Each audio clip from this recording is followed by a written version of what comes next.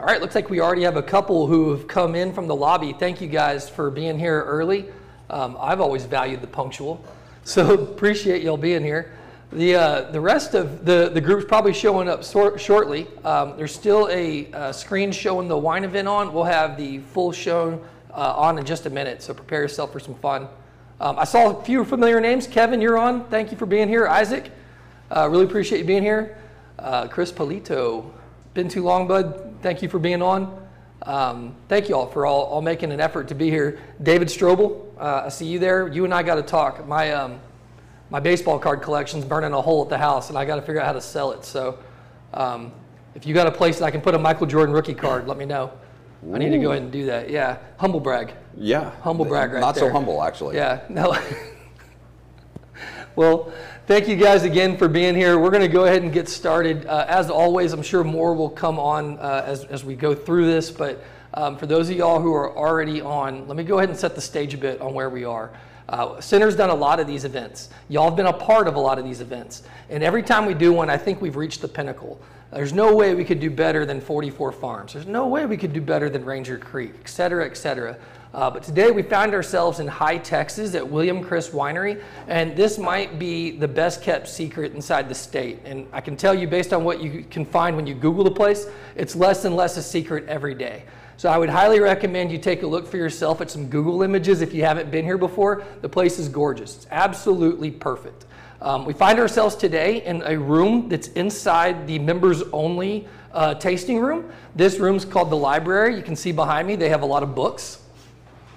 Not many books, actually. There's a whole lot of wine, but not too many books. It's not that kind of library. It confused me when I entered the room. Hopefully y'all were not near as confused. Y'all might remember also last time y'all saw me anywhere where there was alcohol around, I drank an entire handle of whiskey, but it was tea.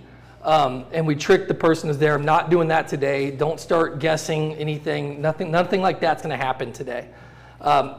We again have a lot of new faces. So I want to take a minute before we get too deep into this to kind of explain who we are and why on earth an IT services company is sitting in High Texas talking about wine. No way that could be relevant, right?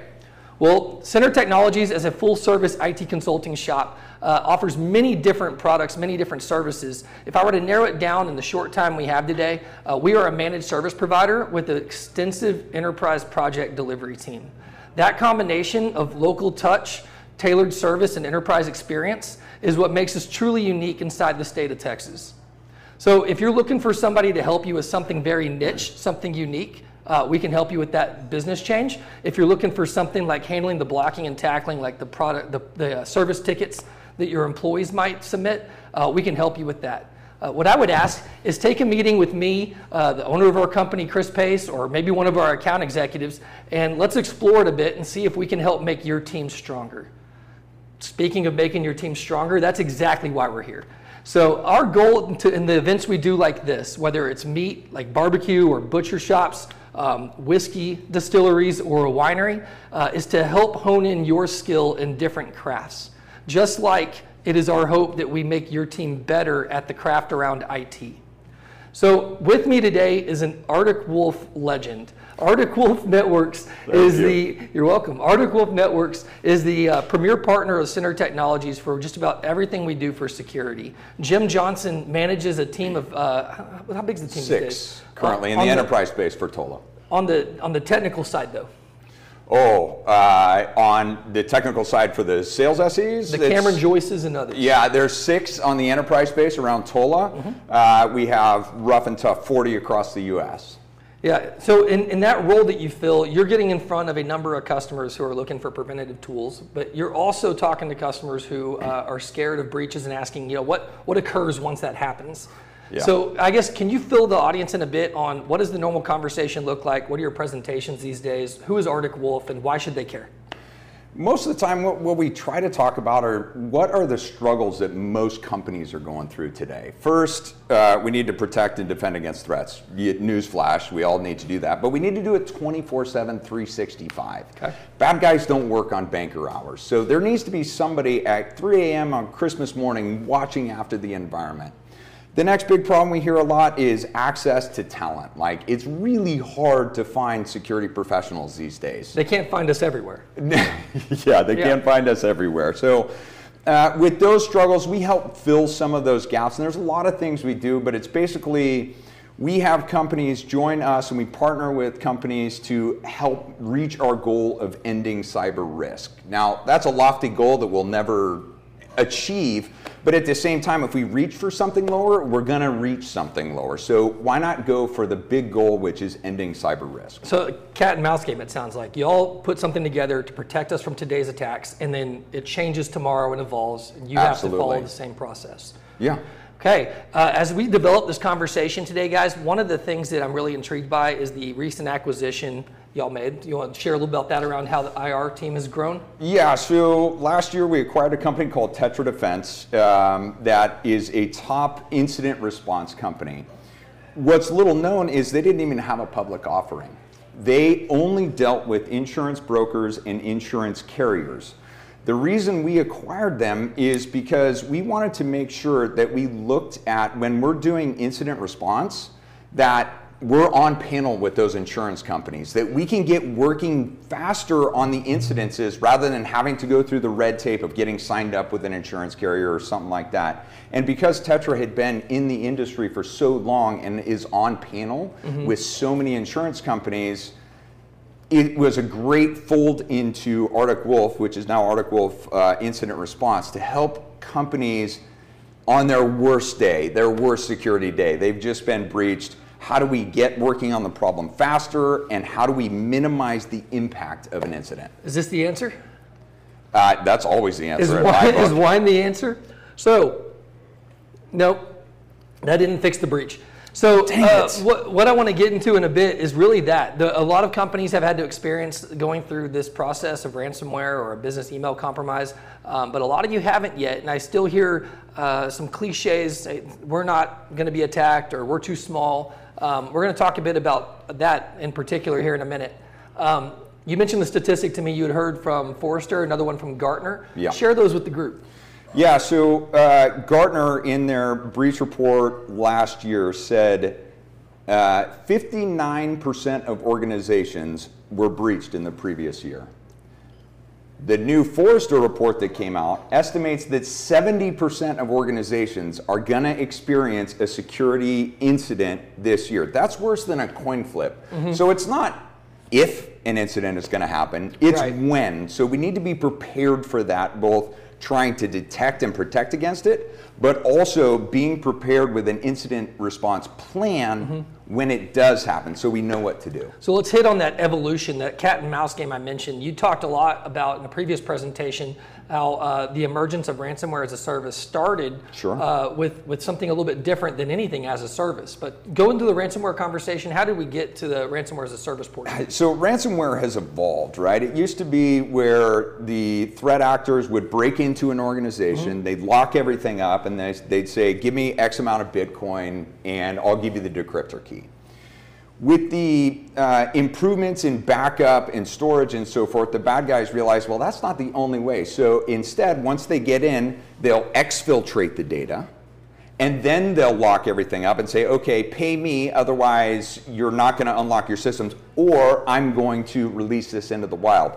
And it's continued to evolve to now extortionware. So they exfiltrate the data, they lock up the systems, and then they go talk to the company's clients and partners that they figured out from that data and say, you need to tell that company to pay me, otherwise I'm going to release your stuff. And it only gets worse, right? So there's ransomware, and then there's exfiltration, now there's extortionware. These companies, the major gangs, they have HR departments, they have recruiters, they have boards of directors, and they need to figure out how to maximize and grow their revenue. So not only are they launching the threats, they've realized, hey, we could do this as a service. So why not set up a support hotline and start selling our tools for ransomware? And the big problem with that is that lowers the barrier for entry for less sophisticated attackers to launch these complex attacks. Do you think we're that far off for seeing maybe one of these, maybe Conti or one of the other more famous ones having Super Bowl commercials and cavemen, and it's easy enough for a caveman to do it? Wouldn't be surprising at all. I think that's the next step, if I had to guess, in evolution of the maturity of I mean, they're business. full businesses. Yeah, so now let's take that. You mentioned the idea of extortion and talking to stakeholders. I remember a story, man, I'm going to forget what it was. It was surrounding Dallas area. It was an ISD that's happened to, where parents were getting phone calls from the bad actors. They were reaching out via the personal identifiable information that they had gained and said to them, I'm going to put your child's information out there, sold on the dark web. 100%. Yeah, if your school doesn't pay us. And so now the parent pressure that the school's receiving to spend tax dollar money on a ransom. Absolutely. Now, Colonial Pipeline taught us that the government can reach back into those virtual wallets. And so now that we know that those are not as anonymous as we thought they were, we've seen a bit of a reduction in the frequency of ransomware. They're trying to stay off the radar some. So we talked a lot about an analogy in the past, guys, that there's many ways to break into a house. There's many ways to break into a business. All the preventative measures we put into an environment, all those layers of security, they're going to try to help close every gap. But once someone's in your house, there's really only three things that can happen. If it was a burglar in your home, they could harm, they could vandalize, or they could steal something. Same thing with the cyber attack. Today, it's really DDoS. It's something around bank fraud, which we're seeing a lot with business email compromise, or it's ransomware, right? Absolutely. So in that case, which of those three are we seeing the fastest growth in? So, I mean, ransomware will always be there. There's no question. DDoS is always going to be there. But business email compromise, if FBI's IC3 group stated that business email compromise is the most utilized technique for the bad guys to compromise. And I won't go into the specifics here, but business email compromise basically means a bad guy is taking control of an AD account and sending emails impersonating somebody else, right? And when they do that, you know, they sit there and they learn how the person talks, right? How they sign off on their email. Is it sincerely, or is it see you later, or whatever? Then they impersonate and they tell an accounting department, hey, when we make this payment, I need you to route it to this account, which is owned by the threat actor who is impersonating that person. The reason that it's hard to detect is that A, it's not hitting, there's no virus, there's no malware, there's nothing hitting the endpoint. So the endpoint vendors, and I think everybody needs an EDR, by the way, but the endpoint cannot detect that. And it's really difficult. That's why the bad guys have figured out, okay, if I try and do business email compromise, that's probably the best way for me to get money. And once that money is wired to a different account, or once that admin buys $1,000 worth of iTunes gift cards, scratches off and sends a number, that money's gone. That's it. It ain't coming back. Well, you mentioned EDR is important for anybody. And I would agree that you need something around that that's a threat hunter. In past events, we talked about clean copy of data, proactive threat hunter, visibility to security gaps, and then an incident response plan are the only four things you really need to feel confident in a security plan in your environment. What's interesting about what you mentioned about the ransomware component to me is that when ransomware occurs, oftentimes encryption is the critical piece to that. There's a lot of tools today, even ones that Center offers as default inside of our secure managed services offering, that would eliminate the ability for someone to launch an encryption command via command prompt. So there's tools that you can put in place that allow alerting and visibility into encryption starting. Backups have gotten smarter. We have immutability now and all sorts of wisdom now within backups, where before that was just dumb storage. So it's interesting that we're getting better at fighting that. Business email compromise might be all MFA. What can you do to help yourself? So, I mean, there's quite a few things you can do. Like MFA is very important. Implementing zero trust is key, which MFA is part of. But you also need to look at your MFA configuration, right? Too often, we hear of companies getting MFA fatigue, right? There's the old story of the CEO who's ready to go on stage. He's going to give a big presentation, and he starts getting MFA request after MFA request. And he's finally like, oh, I'm fine, I've got to go present. And he just clicks it. Lets the bad guys through. There are some tips and techniques on MFA where you can say, I'm only going to limit certain amount of requests in a certain time. or I'm going to enforce biometrics like a thumbprint or a facial scan to help protect against some of that. The other thing, which you and I were talking about earlier, is verify. Anytime somebody is asking you to do something with finances, go verify it. And by the way, which you said, don't call the number on the bottom of the email because the bad guys put in their email. Go walk over to that person's desk or pick up the phone and call the good known number for that person and verify that, hey, do you really want me to send 10 grand in payments to Nigeria? It won't be that easy. Like, it's not going to be a common name. What's someone like Christine Muir, but when she picks up the phone, it's a male Russian accent. It's not going to be like you're going to be able to just tell, hey, this isn't actually Christine. They're going to hide that, and it's happened to a lot of current now customers, not at the time, but clients now of Center. One of the things you mentioned around business email compromise that I want to double click on is what is the feel from the client side. The customer actually doesn't get to feel a lot. It's all happened beforehand. We had a scenario the other day. A customer is signed on with Center for Managed Services. It starts a workflow of processes, including onboarding. Our onboarding consultant reached out to the main point of contact, and when he got on the phone with her, they found out that she had not gotten any of our emails. We had already been picked up by someone active in their environment. They'd already set up a rule in Exchange in 365. That rule was sending all of our emails to an RSS feeds folder, and they were reading, responding, and deleting, but she'd never seen it. Yeah, business email compromise, it's all about getting to the account in AD, whether that's on-prem or 365, setting auto-forward rules so they get to see all this stuff, but also auto-delete so the end user actually doesn't see what's going on. So you can actually monitor this stuff though. Like, that's what I think a lot of smaller businesses especially don't fully appreciate, is that 365, they don't necessarily secure you by default the best way in our mind, but they sure as heck do have a lot there that if you customize it a bit, if you add a little bit of effort, you can see a lot of this stuff. Like a rule being created, that should be something that we at least double check. Is there a good reason for that rule? And if you're a business without IT professionals, do you want any of your employees making those rules? Maybe not. So that should be something that we're seeing closely. And that's, honestly, that's like specific to business email compromise, but all these threats, that's kind of the reason Arctic Wolf kind of exists, right?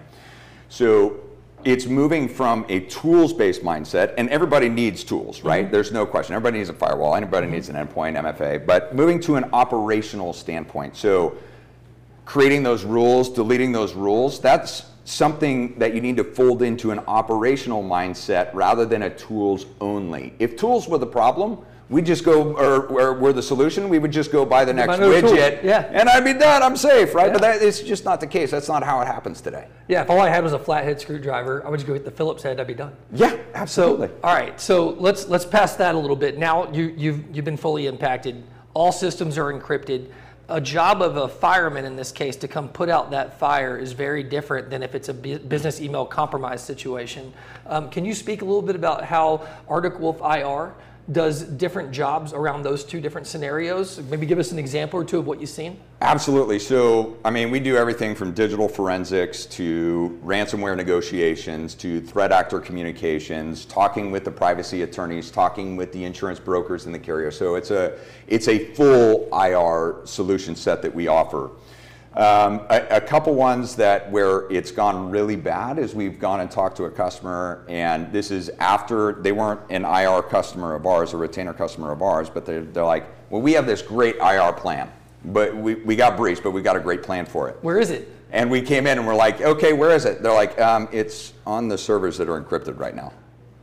So I'm like, yes, it's good to have a plan, but store it somewhere. I don't care if you print it out and put it on your desk, or if you partner with somebody. Don't tape it with the passwords on the back of your keyboard. But maybe partner with an IR firm where that plan is stored securely somewhere else. That's a great point. We had that same thing happen where the master password document was saved on that server, and that you have to rebuild from scratch makes it kind of tough when you don't have that head start.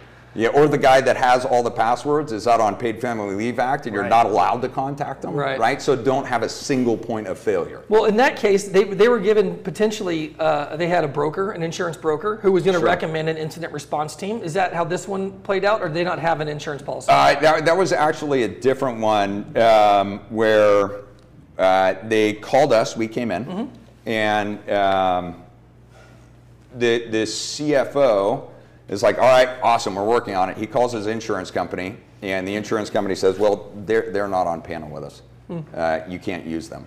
All work stopped for 2 days while negotiating with the insurance company. So not only is it important to work with a verified vendor, but also understand where your insurance company's policies and limits sit and who they require you to work with. Do you ever see that the guy that comes in from the insurance recommendation is a stranger and doesn't know the environment from any other and spends the first 24 hours learning, as opposed to what y'all offer in Arctic Wolf IR Jumpstart program, where it's, I already know you? Yeah, absolutely. I mean, that's part of having a plan on the front, because failing to plan is planning to fail, right? It's an old adage. But when we talk to our clients, like regardless of whether they get our managed detection and response or our managed risk service, we're like, at least get an IR Jumpstart retainer with us. What we do is gratis, completely non-cost.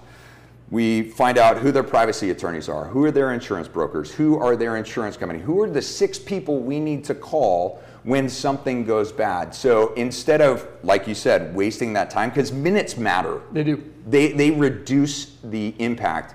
If we can get working on it right away, which we have an hour SLA for our IR response, the faster you can get working. Well, encryption's not a light switch. It's not like my data is not encrypted, now it's encrypted. You have a process that takes place. The faster you can put a halt to that, the less damage that's actually done. The less lateral movement you can allow for a bad guy to do, the less impact it's going to be for you. Do you remember Taylor Littlejohn?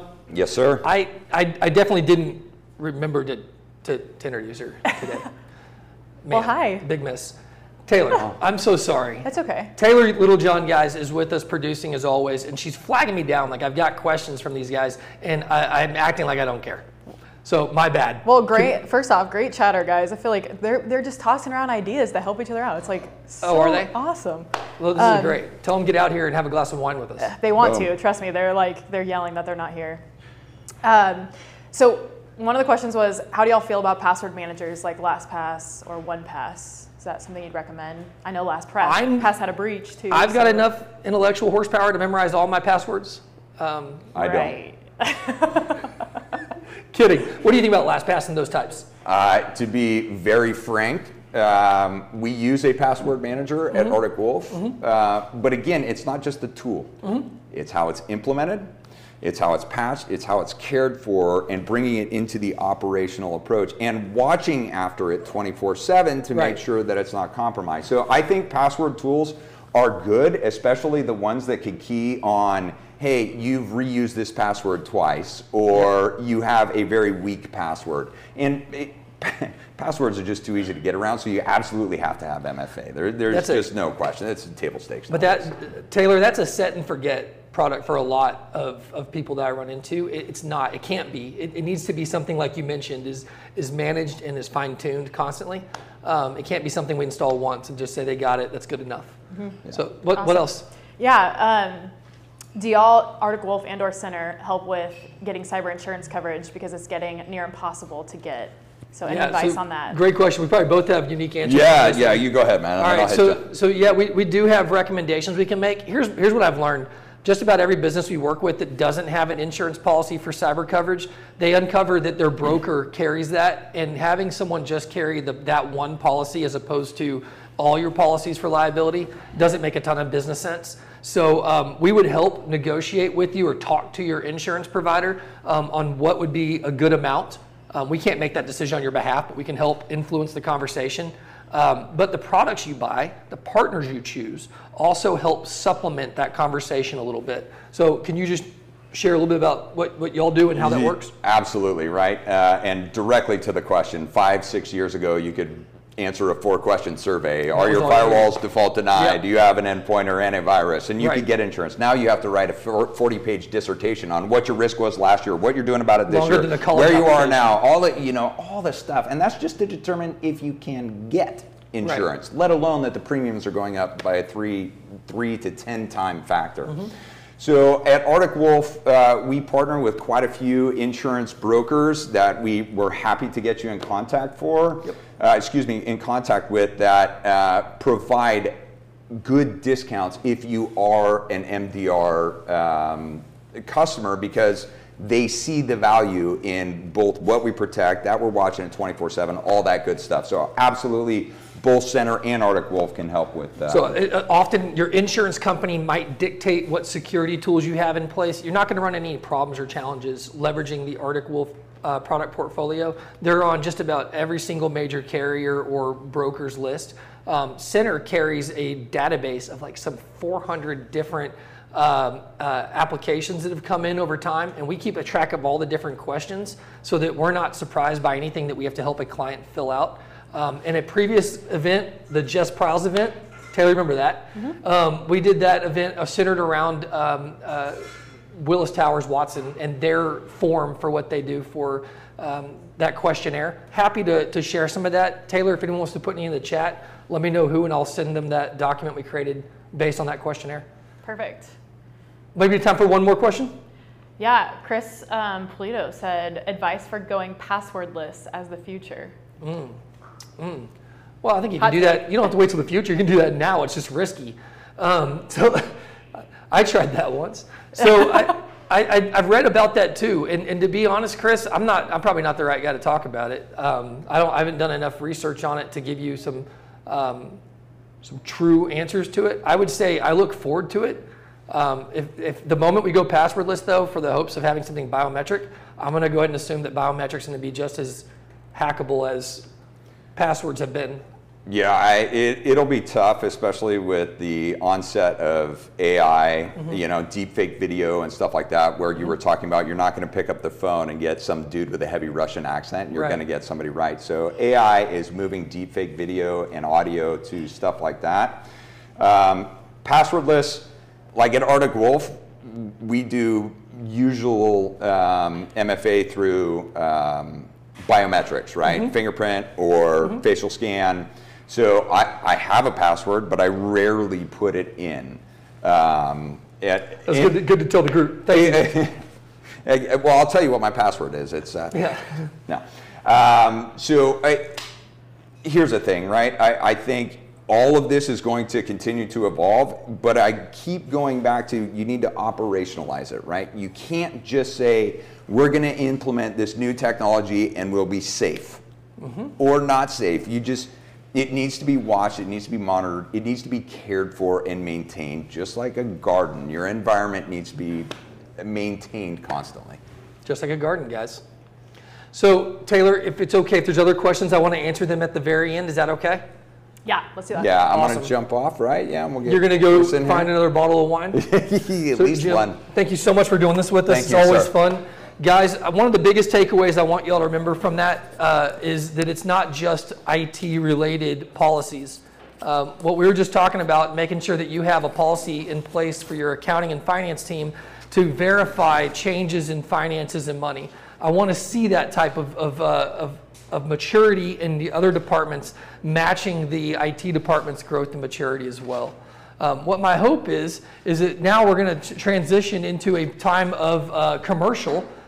So I didn't have a theme song, but I'd like to do a quick plug for what's upcoming at Center. The first thing that I want to talk about is in Cybersecurity Month that's coming up in October. We're going to have a day dedicated to some deep workshops, whereas these events that we do, these are really centered around topical and 50,000 foot view. On October 20th, we're going to get far more granular. I would highly recommend that you join us for was it a half day, Taylor? Is that right? Half day worth of classes where we get a little bit more technical and talk about the how-to, really. It's not just what we do, but how we do it. The second thing I want to talk about is in November 8th, we partnered with our friends over at Still Austin. You know Still. I do. Yeah. Still Austin, and the Still Austin team has shown us a handful of barrels. Chris Pace's selection was barrel number 197. So barrel 197 is the one that we're going to be bottling up and sending to our viewers just like y'all today. Whereas today it's all about wine. In November it'll be all about whiskey. So I don't know what's better. That's not for me to decide. I just know that I could drink both. So thank you, Chris Brundrett, for being with us today. I'm so excited you're here. Chris, you run a small role here at William Chris. I do. You're the Chris? The Chris of William The Chris of William Chris, guys. Unless I owe you money, that's me. Yeah, right? And then I'm William. Yeah. Too good. So this is an absolute passion of yours. I've learned more and more about the story, and I'm shocked about how you've turned something you love into a big profession. That's also always been the goal, right? To find something you love doing and then find a way to make money at it. And you did it perfectly. So this goes back not just here recently as a way to make some dough, but you started your love for this at A&M. I did. Yeah, talk about that some. So I grew up in San Angelo, Texas. Went to Texas A&M in 2002, and put myself through college in restaurants and managing restaurants, waiting tables, all that good stuff. And one of my call tables tells me one day, like, "Hey, did you know there's wine in the Hill Country?" And I was like, "What do you mean the Hill Country, like in Texas?" No way. And so he said, "Yeah, you got to go." And I took my girlfriend. We stayed at a crappy motel and came down to Fredericksburg and visited all 4 wineries. All 4? Yeah. And it was crazy. I don't think I was even 21 yet. Are those 4 here still? No, there's one left. There's only one left? Oh, no, there's 2. There's 2 out of those 4 left. And do you remember, did you visit all 4? We did, and what was really cool is a guy had taken us in the back. He had just opened up, and he showed us around and took us in the back. We tasted out of tanks, tasted out of barrels, learned about the 5-minute version or 10-minute version of how wine is made, and the light bulb went off, and it was like, you should quit partying so much and do something with your life. And cybersecurity is that? No, I'm not. Right, yeah. Well, cybersecurity is the dream. Yeah. No, wine is that thing. And so I literally went to school on Sunday, back Sunday night, and then Monday morning, like creeped out the viticulture guy's office and waited for him and said, "Hey, I'm Chris Vineyards. I want to be taking classes in anything and everything I can do," and the rest is history. Now, I stare at that story and I think to myself when I was that age, and I couldn't tell you nor pronounce the names of different wines. Sure. So what was your preference? What was the wine of preference back then? Oh gosh. It wasn't Boone's Farm? No. I guess some of you guys on the chat, y'all are chiming in right now. I started with Malbec probably, but I think wine is such a versatile, amazing thing, and you can travel with drinking wine. And I think I always say that wine is like baseball cards for adults that you can drink, which is pretty amazing, right? Like I was a huge baseball card fan when I was a kid, and what could you do with them? You hold them and you set them down and you organize them, and then and you could do all that same shit with wine, except you can drink it at the end, right? So you have a rookie card of this? Yes. Well, yeah, absolutely. There's first vintages, absolutely. And some of those, what's cool about wine is it's a living, breathing thing. So we take grapes, there's not water, there's no flavoring added to our wine. It's just grapes, yeast, minimum sulfites, and that's it. And light bulb, that's what I should have been doing. Sorry, Chris Pace, I'm out. Yeah. So the vision back then at A&M, I know the school too well. There's no way it was this beautiful place. You had to have I would have made a great trust fund kid, but unfortunately was not. And coming out of A&M, I had a bunch of job offers, and I remember calling my wife or my girlfriend then. I was like, "Babe, I just got offered $50,000. I'm going to be a viticulturist in Napa. We're going to be rich." And she was like, "Cool." And when we started looking at it, and I was pretty pumped to go. And when we started looking at it, I also made another trip back to the place that I interned at, and I thought, there is something really amazing going on here, right here in Texas. This is 2006. Okay. And I don't want to miss it. I saw this amazing change happening in the Texas wine industry, and I wanted to be here. And I thought there was something about to happen, and I didn't want to go anywhere else, and so I stayed here. So people picture now, when you mention Texas wines and you don't know a lot about Texas wines, you think Becker maybe, Messina Hoff, some of the names. Yeah, those guys have been around for a long time, super good folks. Who were the 06, who were the guys back then that you were aspiring to be? I was not aspiring to be anybody in Texas. Okay. And actually, which is a big reason why we started William Chris Vineyards, is that I loved farming grapes, and I didn't think there was a whole lot of wine companies out there are really focusing on the terroir, meaning the flavors of the earth and expressing wine in a way. Terroir means flavors of earth? Of the earth, yes. Okay. And so what's crazy is I can make Cabernet Sauvignon Cabernet Sauvignon from Del City Vineyards, which you guys are all going to get a bottle of this. Like, this is the 2021 version. There's a lot of notes that will carry over the 2022, but it was a different vintage. It was a different year, right? So you're going to taste that terroir year in and year out. And then, of course, it's going to pick up those characteristics of Cabernet Sauvignon, right? However, the vintage, because the weather was different, the vineyard manager got a divorce. That changes, right? Everything everything's different. Everything influences that vintage, right? And every vintage is different. And what's really cool is, like, wine is about moments, right? And this wine is a living, breathing thing. So, like, right now, you and I. Well, we're not sharing the same glass, but if you want some, you can have some. So we're sharing a moment, right? And if we looked, if there was a Picasso right here, right? We could look at a Picasso and we could share a moment, right? Okay. You and I could come back, we could do this same show and come back 10 years from now, we could have the same moment with that picture, right? That's not possible with wine. This moment will never be here again that we're drinking and hanging out with these people. This wine will never be the same, because tomorrow that wine will age and age a little bit more the next day and a little bit more the next day. So I would highly recommend those that are on virtually today they're having a virtual moment with us, but they should come have a moment with us for sure. Absolutely. Yeah. Until then, it's awesome. So one of our coworkers, Ariel Davenport's calling me right now, and he knows good and well where I am at. So he's probably on the way, like, hey, I'm coming. Do you want me to answer? No.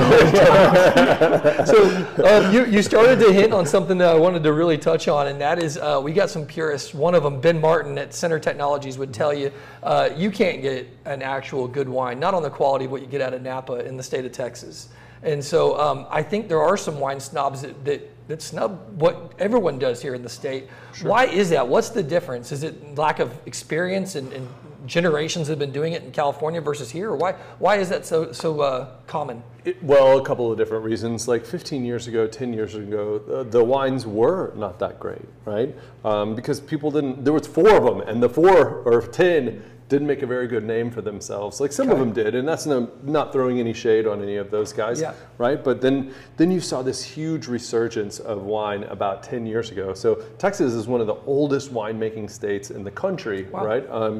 Dates back to El Paso, monks in that area, the Rio Grande Valley, were, a couple hundred years ago making some of the best wine in the country right there in West Texas. Is that why Del Valle is so coveted? Well, it was actually a little farther west, like in more of the Rio Grande Valley, but yes, I mean that's one of the areas. And then Prohibition pretty much took everything out in Texas. Sure. But why that happened, it's like one person tells another person, another person, which is why we fight so hard to not only grow the highest quality wines in the world and do it consistently, which is why we're recently named literally one of the top 100 vineyards in the world. We're going to double click on that in a minute. Let's stick with your train of thought there. So it just takes vintage after vintage after vintage of consistent wine production, and a lot of people don't know, and I bet a lot of your viewers out here don't know, that Texas is actually the 4th largest wine producing state in the country. We're used to being biggest, so number 1's California? California, Washington, Oregon, Texas. Okay, so the whole West Coast and then Texas. A lot of people don't know either that the hill country right here where we're standing is the number 2 most trafficked wine destination in the country behind Napa. That's hard to believe. Nowhere else sees more people than we do besides Napa. Sonoma has nothing against us. Well, I wouldn't say that. They're a pretty strong wine region, but also, they're not number 2. So that's good. That's awesome. So I want to go back to the college days, pushing forward into towards 2008. I heard an acronym I never knew before, and that was AVAs. Yeah. So I was hoping you'd talk a bit about what are AVAs and how did that help build kind of the ecosystem or the partnerships that wineries and yourself y'all go through to produce. So AVA is an acronym for American Viticultural Area. So viticulture is the farming grapes, right? And so in Texas, there's several AVAs, like the Texas Hill Country and the Texas High Plains, and there's several others that are less relevant because not very many grapes come from there. And so it's important to think about, like Napa Valley is an AVA, right? Sonoma Coast is an AVA, right? To make it a little bit more familiar. So what we've done in Texas is we've actually worked with Texas A&M through an organization that we started called the Texas Wine Growers to actually identify. So the Texas Hill Country is a great example of this. It is the second largest AVA in the country. It was huge because 30 years ago somebody was like, let's draw a big circle around there, and that works out perfect. And it was good. It was fine, right? And then if you look at it now, our AVA, just in the Texas Hill Country, is really diverse, right? We've got the Llano Uplift right north of here. We've got the Pedernales River Basin that we're in. And so if you think about Texas as a state, right, you could put the whole state of Texas inside the country of France. And so France is a huge winemaking region from the north to the south, cold to hot. And we make wine from all over the state of Texas, not only in the Hill Country, the High Plains, and out in even Del Valley, which is also known as like the Valley of the Living Waters. So our local fans here might be thinking Del Valley is where Austin Bergstrom International Airport is. No. Not in this case. We're talking about the El Paso more area than that? Sure, and you're going to get a wine right from that region, Del Valley, and this is from some of the oldest Cabernet vines in the state of Texas. And what's cool, Guadalupe Peak, it's actually at the southernmost tip of the Rockies. And so it's some of the highest elevation wine growing in the world. It's about 3,700 feet of elevation. And what's really remarkable is the bottle that you bought everybody out of this here barrel, everybody's gonna get to experience that, which is pretty awesome. In Del Valley this vineyard is literally like right on the base of that Guadalupe Peak, which is the tallest peak in Texas. Yeah, we were visiting about this cab in particular. Another colleague of mine, Christine Lee, she loves this place for a special reason that I can't. And she got married here. Oh, really? Yeah. Right on. Maybe you or someone here did the wedding. I did. Yeah, I did marry quite a few people. Yeah. So officiate. Right. Yeah. Good correction. Yeah. So I also married my cousin. Good correction. But it was cool. It was in Minnesota. Yeah. They didn't care. So the reason she was telling me about the area was I was mentioning the two wines we picked, and she said they don't do a cab. You're not buying a cab from them. They don't do a cab. We actually do quite a few Cabernets. However, not very many people know about them because they get bought so quickly. Like this. We just bought the whole thing. Well, you guys pulled the big dog move and bought a whole barrel for your fans. So that one will work. Awesome. Sure. So that's fantastic. So I think what I'd like to start getting into, if you're okay with it, is this one's a cab. Everyone knows that name. So are there differences from their experiences with other cabs that they might taste? And if you got a cab at home, go ahead and bring it out. He might talk about some of those flavors. Sure. And then second to that, this is less known by name. Sure, more red. And what is the difference? It's also red, so isn't it the same? So let me break it down just a little bit for everybody watching, and we'll do a little like Wine 101. So varieties, right? Cabernet Sauvignon is a variety. Mourvèdre, which is really hard to say, Mourvèdre is a variety. So think about it like when you walk into the grocery store and you want to buy apples, right? There's red apples, there's green apples, there's Red Delicious, there's Pink Ladies, there's Fuji's, there's Granny Smith, the Gala apple, right? Some are big, some are small, some are sweet, some are sour. Yep. The same thing, the same terminology applies when you're thinking about grapes, right? Cabernet is the same exact grapevine that exists in France as in Napa, and you can take the same sticks and put them in the ground in Texas, right? Okay. Now the difference is the terroir, right? The terroir, the ground, the climate, the soil, and the vintage, right?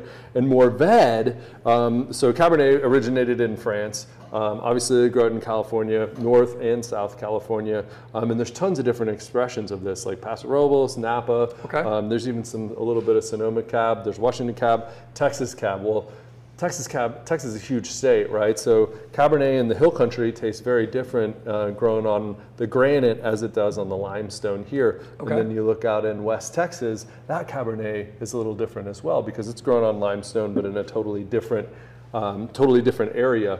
And what's cool, again, we go back to baseball cards that you can drink. You can come here or any other Texas winery, and you get to be able to experience some really cool nooks and crannies inside the state of Texas that are really remarkable. So I could speak to this and say this is a King Griffey Jr. Tops card, while the next place I go to down the road is a King Griffey Jr. Upper Deck. That's right. And then a Leaf, That's right. and then a Score. Yeah, that's a great way of putting it. But Absolutely. they look different, same player. Baseball card guy, Yeah, I like right? that.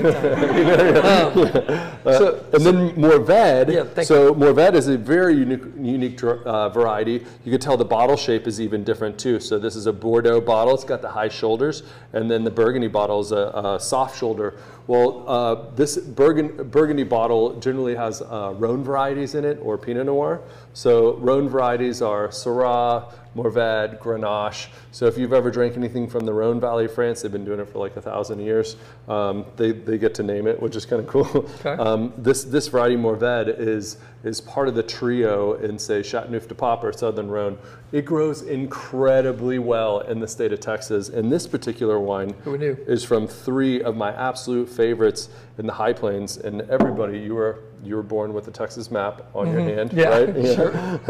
And so right at the base of your knuckle is the Texas High Plains, which is also some of the highest elevation wine growing in the world. Well, show them Del Valley. So Del Valley is about right here. Okay. And the Texas High Plains is right here. A star for you are here. And we're right here. Thank you. Yeah. Perfect. Yeah. Good job. So this is interesting that you mentioned the different bottle shape. Does the bottle shape really matter? Not on the flavor. It's just more of a point of distinction. Okay. And that's just like wine nerdy stuff. So another pro tip for when you guys are opening these bottles, when you pour a glass, right, I would go ahead and recommend nosing the wine, okay, and then actually give it a little swirl and then take a sip. And think about how that wine goes over your palate, how it finishes, how it feels around your palate, and also think about the finish, how lingering that finish is. I'm drinking the Morved, and the finish, I'm still tasting it, and it's really positive.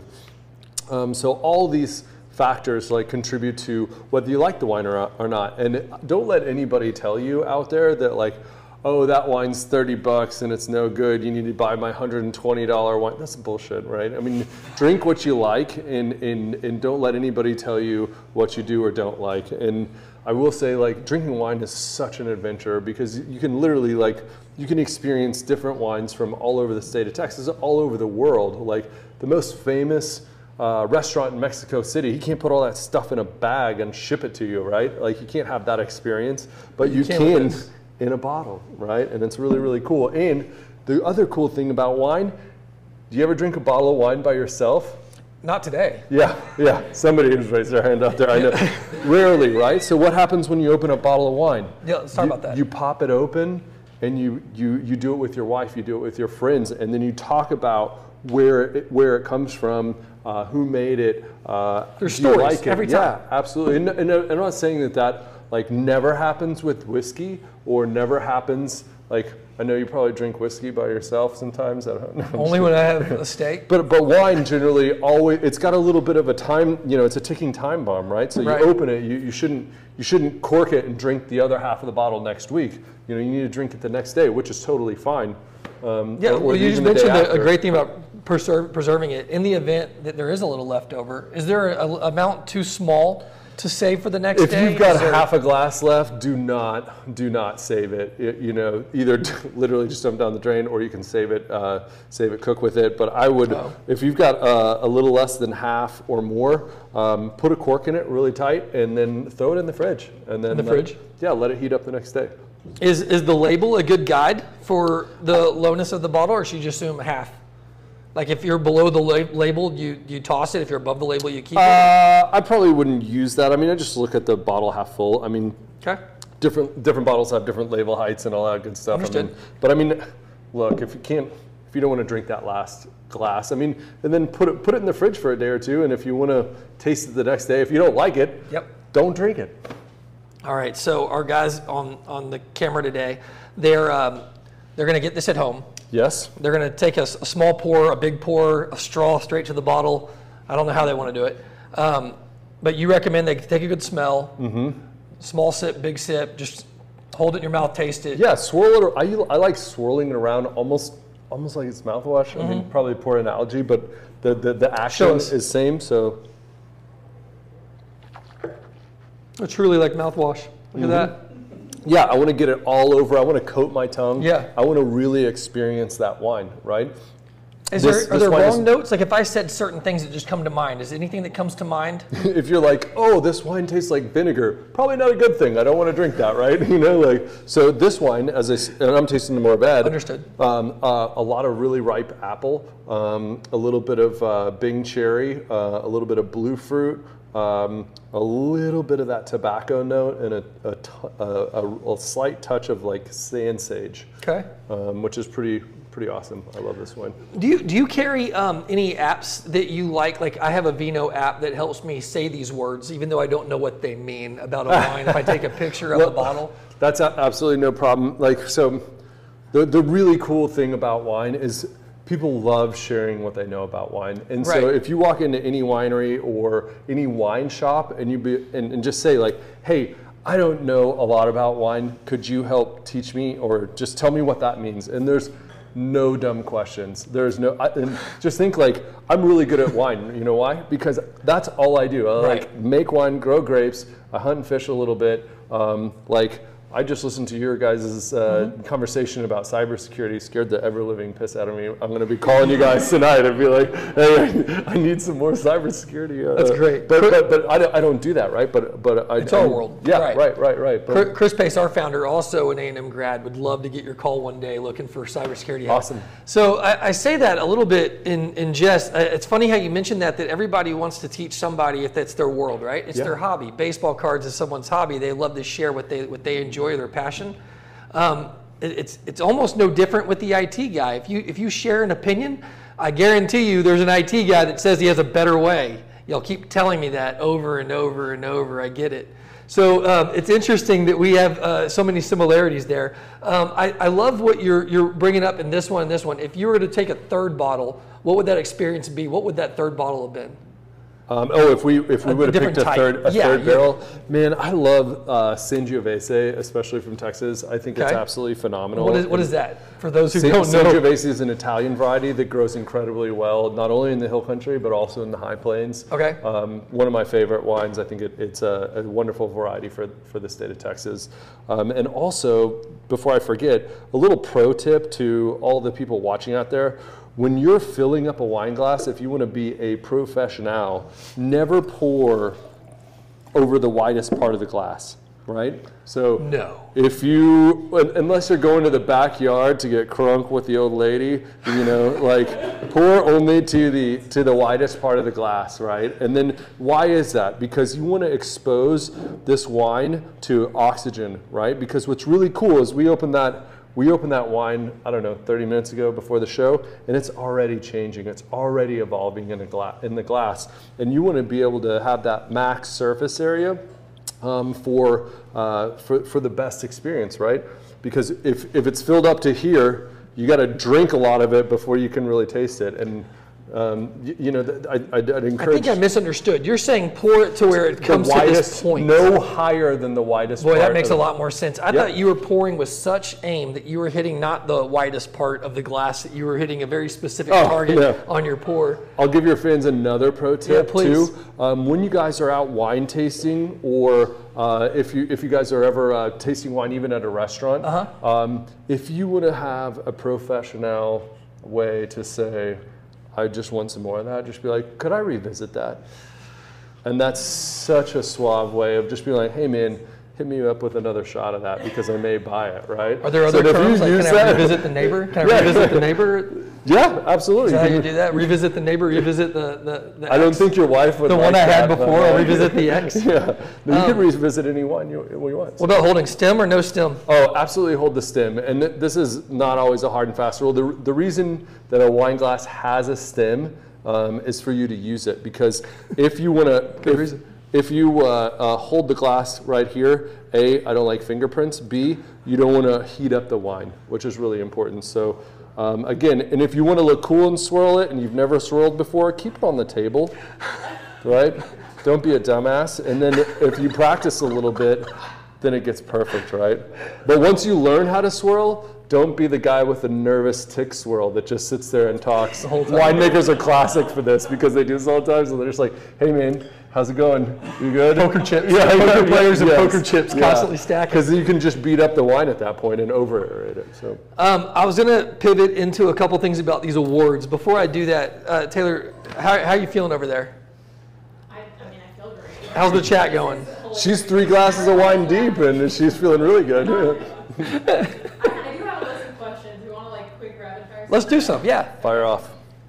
So you're talking about potentially aerating the wine. Do you believe in aerating? What about a hyper aerator, someone said? So yeah, aerators are great, right? But I've also seen folks get like hyper aerated like fever, and they're like, oh well, we don't drink wine without aerating it first. Well, that's dumb. Don't do that, right? So it's real simple. You can actually just pour a little in your glass, taste it, leave a little bit extra, and then go pour some in an aerator. You don't have to pour the whole. You don't have to pot commit, right? You don't have to pour the whole bottle in an aerator. You can pour a little through an aerator. You can pour a little in a decanter.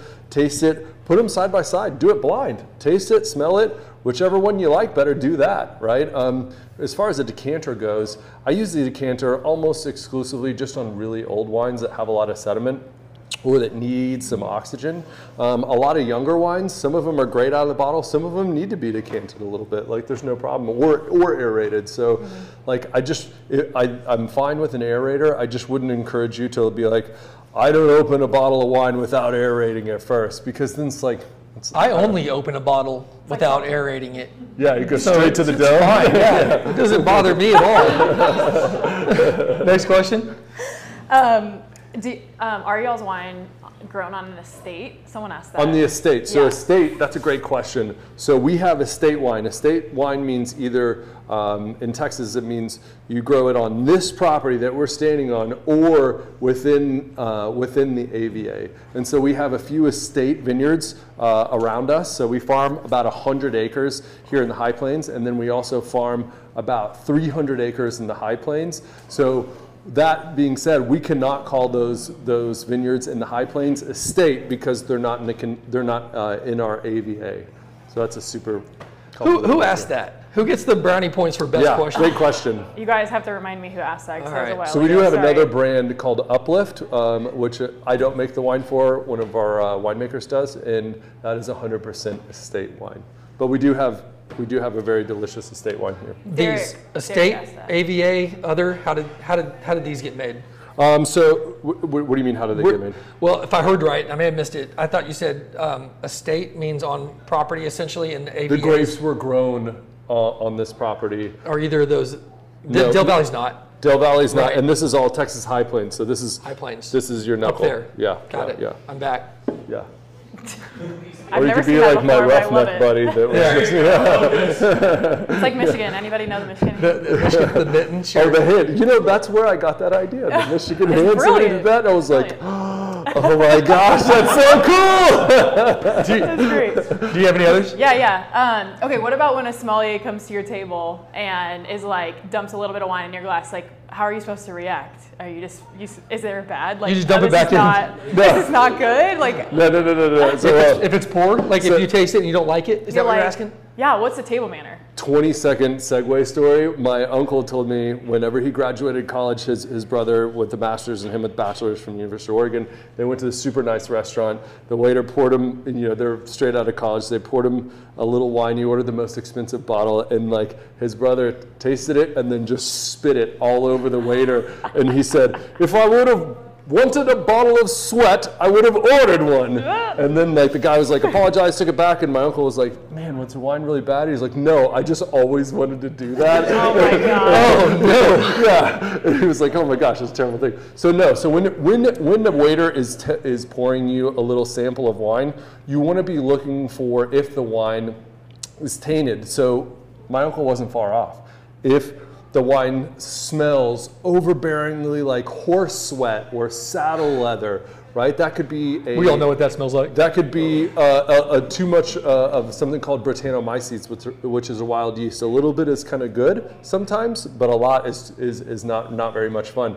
Or if the wine, you smell it, smells like wet newspapers, that is cork taint, trichloroanisole, which is about 1%, 2% of all wines are infected with some level of TCA. So that's really what you're smelling for. Or if you think that the wine isn't good, you should absolutely say, hey, I don't know about this wine. Could you take a little taste? Do you like it? And like honestly, if you don't like it, you shouldn't drink it. If you're going to pay $100 or $50 for a bottle of wine, if you don't like it and they just open it up and you don't think it tastes very good, send it back. Is asking them to taste it? That's probably secondary. But if you're really uncertain, you'd be like, hey, could you tell me if this wine's tainted, and if it is, because this doesn't taste very good. But if you love the wine, no matter what, drink it. A follow-up question to that wasn't probably asked was, I'm handed sometimes an overwhelming wine list that I don't know how to dissect that wine list all the time. Is there an easy way to dissect a wine list? So you should always ask the waiter, is there a sommelier? And it's not offensive at all, going, hey, I want to keep it under $100, or I want to keep it under $50, or I like smokiness in my wine, or I like red Horse fruit, piss. or you could say that if you want. I don't know if they'd have anything like that, but tell the waiter, or just say, you know what, I want something really interesting. Can you, to the sommelier, I want something really interesting. Can you bring me something interesting that's red? Or so like suggestions, recommendations are fine. The biggest tool bag thing is like, I like cabs, like you're like, cool, yeah, like I like that's you. Here we are. Yeah. Well, I mean, cab is such a wide thing, right? It's okay. I've been called tool bag before. It's Okay, we're gonna keep going. What has the heat from this summer affected anything? And then what about the freeze from like 2021? Did that change anything? Everything affects everything as far as the vineyard. This heat this year has made actually some really high quality wines. It just shrunk it just a little bit on some of the varieties like Cabernet, which is great for winemaking quality, and it makes some really incredible, dense, amazing wines. But just my banker doesn't like it very much, because we don't like turn around and be like, oh, we made a third less wine out of this, and so we're going to just tack on another 30% to the price, right? Sure. So third more yield. It doesn't necessarily work like that, right? But for the most part, we've had an amazing vintage, and I'm really pleased. I wish it wasn't as hot, but other than that, it's been really good vintage. If everything affects everything. Do y'all get frustrated with this kind of heat? I know the banker part of it, but making a good quality wine, does it just change the variables, therefore just changes a little process? It's constantly changing, and as a winemaker, you're constantly looking at how can I express the highest quality wine from this vineyard in this vintage, and we have an amazing amount of fans. We have a wine club that literally has 500 people on a waiting list trying to buy our top quality wines, which is awesome. And we as winemakers feel an incredible responsibility to make sure that we're putting the best of the best of the best out there. The moment we don't feel like we can do that with one of our wines, we sell it. We sell it to another winery, not like we bulk it out, right? I mean, if you're like, hey, we did everything we can and we tried, and this isn't fitting anywhere, then we sell it. That's led to a laundry list of awards that y'all have won. I know the recent one I want to touch on, other than that big one that we have recent, is there one you're most proud of? Oh gosh, really just all the awards, they stack up for our team, and I think honestly, we've gotten every award under the sun, every gold medal, every buckle, and every, magazine and wine enthusiast awards, all that great stuff. The biggest award for me is talking to our fans, and when they say, hey, my whole family came over for Thanksgiving and I pulled a bottle of 2019 Cabernet Sauvignon out. Or when they say, you know what, I had a really bad day at work, and my husband and I sat down and we drank your 2019 Mourvèdre. And it really, it brought us together. Or the same thing happens when somebody's like, hey, our whole family gathers around the wines that you guys produce, because when we came to the winery, we had such an incredible experience that it really brought our family together, and we want to recreate that and remember that baseball card that you can drink and trade them around. And we've got so many different family stories going, man, when I brought my kids and their significant others to the winery, we shared a moment, had a great time, and now they're like, hey, look at this, we brought your wine to Mexico on our trip, and like we had a huge argument over which favorite William Chris wine. Mexico. Yeah. You brought up a great point about drinking after a hard day's That's way work. better than all the awards and the accolades when I do that. That's an awesome way to put it. We're going to give you a lot of feedback, I'm sure, after everybody gets theirs and starts having a moment, their own moments and memories with it. What about the one that was just released? Twice now, it was no fluke the first time. Y'all been named again with the world's most, you're 56th, I guess, on the list, but number 1 in Texas. Well, there's never been, you're talking about the world's best vineyard list, the top 100 best vineyards in the world, which is such an incredible honor. It's a huge win for Texas. It's a huge win for our team.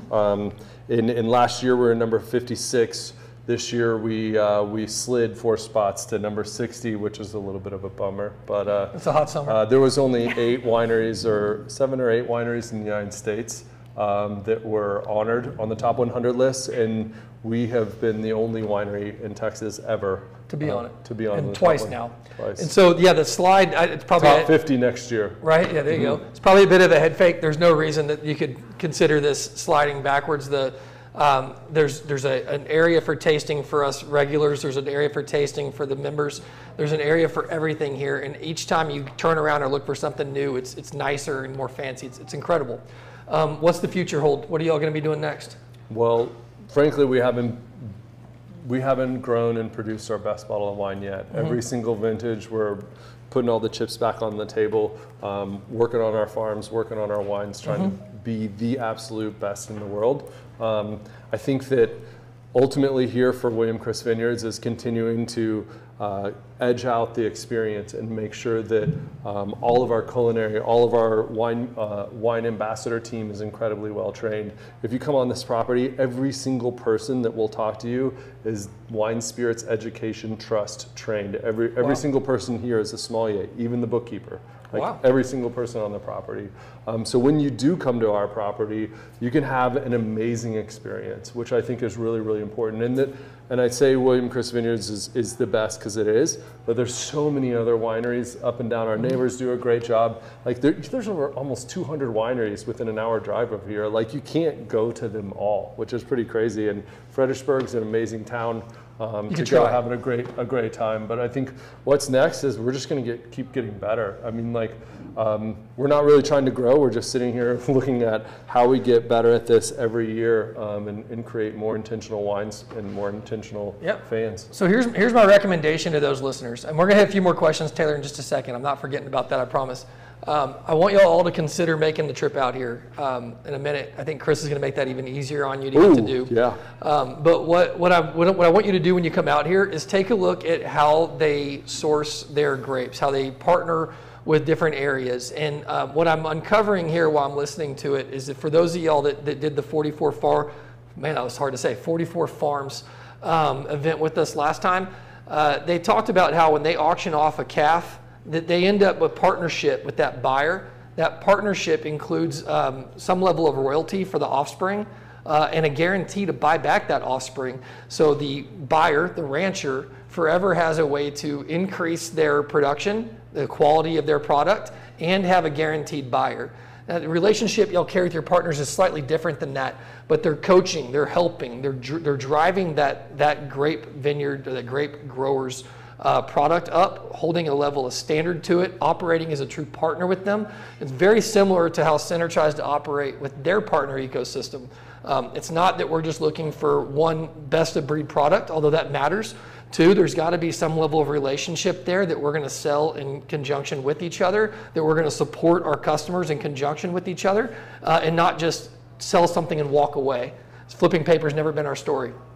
So come out here and learn their process, learn what makes them unique, and I guarantee you're going to fall in love with the product before you even sample it. So would you want to touch on a couple of those specials you were thinking about? Sure, absolutely. So you guys are all going to get these 2 bottles in a pack, and you guys did a great job, by the way, on putting these amazing labels on. Every single person that is receiving one of these packs also can get on our website, williamchriswines.com, and enter in CENTRE, that's CENTRE, and get an extra 25% off on any purchase on the website. That does not include bundles, by the way. But thank you. I guess all the IT guys know what a bundle is, right? They know what bundles are. Yeah. So CENTRE on checkout, and you get 25% off. Also, guys, remember that if you purchase 6 bottles, you get gratis shipping, which is awesome. Also, free? we threw Does in. that mean free? Yes. Free shipping, guys. It's cool. It's cool wine guys speak for free. Let's revisit that. Also, you're learning so much today. Yeah. Just hold your hand up while I'm talking. And I don't know if we told you this, but we actually slipped in a little tasting piece. It's actually an invitation for all of your fans out there. A tasting for up to 6 people included in every shipment with these bottles, as well as a thank you guys, because we appreciate the opportunity to be able to share our intentionality and our story. And like you guys, we very much think about building a company that's going to be around for the next 100 years. Like with all of our fans, we're trying to bring people together. Financial component is just one piece of life, and it's just like, wine's everything in my life, right? But it's a huge piece of it. But I mean, like our family and our 141, we have 141 families right here that work for William Chris Wine, or work with William Chris Wine Company. Plus, we buy grapes from 33 different Texas families that employ well over 300 people.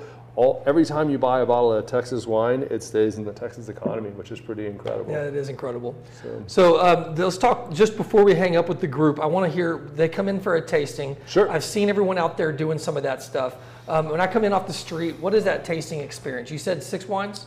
What does that look like? So you taste 5 to 6 wines. Well, you said 6 people. 6 people. Yeah. So get on our website, make a reservation. If anybody here grabs that certificate and shows up at 2 o'clock on a Saturday, the chances of you getting in are very slim, because we are fully booked almost every single Saturday. Even Wednesday at 2 o'clock, there's a lot of people there right. So, hey, give us a couple days heads up. Also mention, hey, I was with the Center group, and we will make sure that you have an absolutely amazing experience. You can get on williamchriswines.com, make a quick reservation. It's 2 clicks on your iPhone, or you can always call us. You walk in, you're greeted with a glass of wine before you even get to our welcome center. And then we bring you into one of our tasting rooms. You have an amazing experience with 4, 5, 6 wines, depending on the day. That's our winemakers tasting. You also have a vineyard table option that you would have need to made ahead of time, where we have an amazing garden. And much like the 44 Farms guys, we actually sell, or we don't sell it, we give it all of our grape skins that we harvest, about 1,200 tons. Wow. We take all of our grape skins and share it and give it to a Wagyu cattle operation across the street called Tipsy Cow Ranch. And then we buy back a lot of that beef. And then Taylor, take note. Yeah, Tipsy, we got to do that one next. Yeah, Tipsy Cow Ranch. But what's really cool is we have an amazing garden right here, an amazing gardener, and so we do amazing proteins and vegetables and different things that are totally tailor-made towards our wine. And you can sit down and have a really immersive experience with some library wines. You can do tours. You can do a barrel experience in our cellar. Can we squash grapes? Can I get dirty? You can. A couple days during harvest. You actually can. A grape stomp or grape punch. Grape punch. Grape punch. We don't do grape stomping around here, but we do grape punch. Grape punch. Yeah. Also, pro tip for all your fans out there: if you are ever at a winery, do not ever mention "I love Lucy." And like, do you stomp the grapes like I love Lucy? You know why? Because 15 other people already that day have already said that to us, and we were like, we don't need that shit in our lives anymore, right? So yeah, another pro tip. So like, no, I love Lucy. Revisit, right? Right. Revisit that. Yeah. So we've gone over time. So here's what I want to do. The group that's on there, I think, had more questions. Anyone who feels the need to drop off, I mean, by all means do. We've already counted your attendance anyway. We're shipping you bottles of wine from William Chris.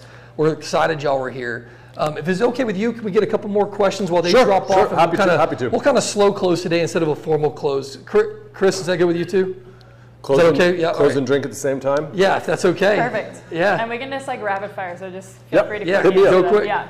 Yeah. Do y'all have a Tempranillo? Tempranillo. Sorry. Tempranillo. Yes, we do. Stop there. We only No have. kidding. Yes. Go ahead. Yes.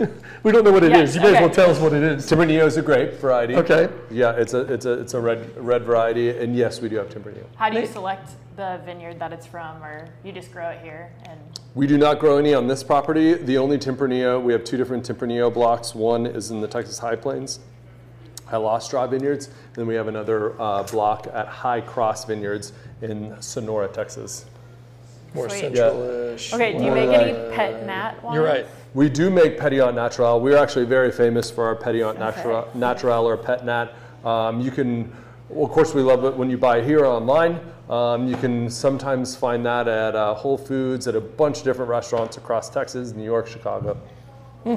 Nice. What yeast strains do you use for fermentation? So about 40-ish% of our ferments are all native yeast or natural yeast. We use the natural yeast that's on actually the grapes themselves. We don't, or ambient yeast.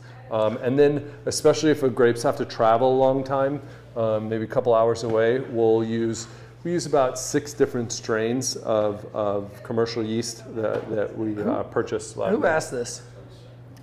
Oh man, It's all guys, Saccharomyces, who asked so- that? If you're I need to still know on? this. Those I that don't are intrigued remember. by yeast, we got to Oh, sit down. Chris Crowder asked that one. Oh, Crowder. That Yeah. actually makes sense. Yep. I think Crowder, if I remember right, also might make his own beer.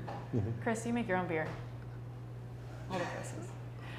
Okay, while he's answering, Derek asked, are y'all doing anything with the Walker grapes from UC Davis that are Pierce resistant? Pierce is disease resistant. Yeah, actually, we were the first people in Texas, I believe, or maybe the second people. We actually have a couple of rows of the Andy Walker varieties here with a partnership with Texas A&M. It's like we just helped the university out, or AgriLife Extension, making a couple of carboys of wine. We have about four rows, and probably at one time I think we had like 50 different clones that we had sampled, and that was like 10 years ago, but we still have the vines. We still wow. How do you know to ask that? That was a good question. Yeah, that was a Awesome. great question. Yeah. Somebody's a wine nerd, and a Texas Yeah, wine nerd, if they Derek know Merritt. that. Yeah. They're the 80, so to get really nerdy, those are the 88% vinifera vines and not the newest 96% or 94%. So. Do you graft onto native vines? Yeah, absolutely. So there's almost all of our vines in the hill country are on a different rootstock, right? So we have actually a different, more native variety of rootstock that is grafted onto a Cabernet or a Tannat or a Malbec. So it's basically 2 vines that are stuck together, which is really cool, which helps us with disease resistant, which is really great. Oh. We do grow quite a few of own rooted vines in the High Plains. Not everywhere, but we definitely have a few blocks of own rooted that's been really successful. There's no phylloxera here in the state, so that's been really, really awesome. It's a whole nother language. Yeah, knock on wood. Thank you. Yeah. It's a whole nother language I'm hearing. Yeah. Are there any good ports in Texas, bottled in Texas? Well, so you can only make port. Galveston's a great port. Galveston's Where's been a great- Galveston? Yeah, that's an easier one. So port can only be made in Portugal from the Porto region. However, we make plenty of really delicious dessert wine in this state, and actually that's kind of like a fun thing that a lot of people don't know, that William Chris makes really delicious dessert wines, mainly because we've got a decade worth of barrels of dessert wine just sitting in one of our outdoor or indoor ovens, which makes really delicious wine, like oxidized wine, but we just don't release it very often. It's a thing that once a year I'll just decide to do it, and we'll put a few Well, let us know when that Yeah. happens. That's Right? awesome. Yeah. Okay, last one. I feel like this is a good one. Is there a difference between corked wine and twist cap wine? Ooh. I know the answer to this. Great question. So, from a quality standpoint, absolutely not. Corked corked wines. Cork is a tree bark, essentially, that allows for oxygen transfer through the cells, right? And while there is arguably some oxygen transfer through a screw cap wine, there's like worlds less, right? It's hardly any at all. And so if you want your wine to age at a consistent pace, cork is definitely a very good option. Now, there's some that could argue that, and there's also kind of an in-between option of like an agglomerated cork, which is what we use, which is 100% guaranteed fair trade TCA or cork taint cork, which is a fantastic quality cork. Sadly, they're not any cheaper. They're probably more expensive, and we use that in all of our corks. 100% whole cork is great, but you do see the instance of TCA. Screw cap wines are fantastic. It's just, quite frankly, it's a little tough to sell a screw cap wine sometime because of uneducated consumers. We definitely have a few wines that have been screw capped over the years, like generally whites and rosés, that we want to remain as fresh for as long as possible. But yeah, absolutely. I personally buy wine in screw cap all the time. No problem. Your wine can be stored upside down, cork down, whereas your whiskey can't. Really? I didn't know that. Alcohol content. There you go, pro tip. Second, the difference between the cork and the screw cap wine is one has a screw cap and the other has a cork. That's the difference. My dad used to say you got a mind like a steel bear trap. Okay. Like a steel bear trap. No other questions? That's it? Good to go. All right, man. Awesome. Highly entertaining. Can't tell you how much I appreciate that. Thank you for doing this with us. Absolutely. Would you mind signing my baseball card? You bet, man. You bet. Right you bet. Don't mind. Guys, this is not the last of the big events you're going to see from Center. This may not be one that we're able to repeat frequently enough. This giant barrel ×2 is going to be hard to get home. But let us know your feedback, how you enjoyed it, how you enjoy learning about IT this way as kind of a topical level before we get into the granular. And be on the lookout for this October event where we're doing the workshops during Cybersecurity Month and the upcoming whiskey event. Really looking forward to continuing the conversation with y'all. Thank you all for being here. Cool. Woo! Good job, guys. Man.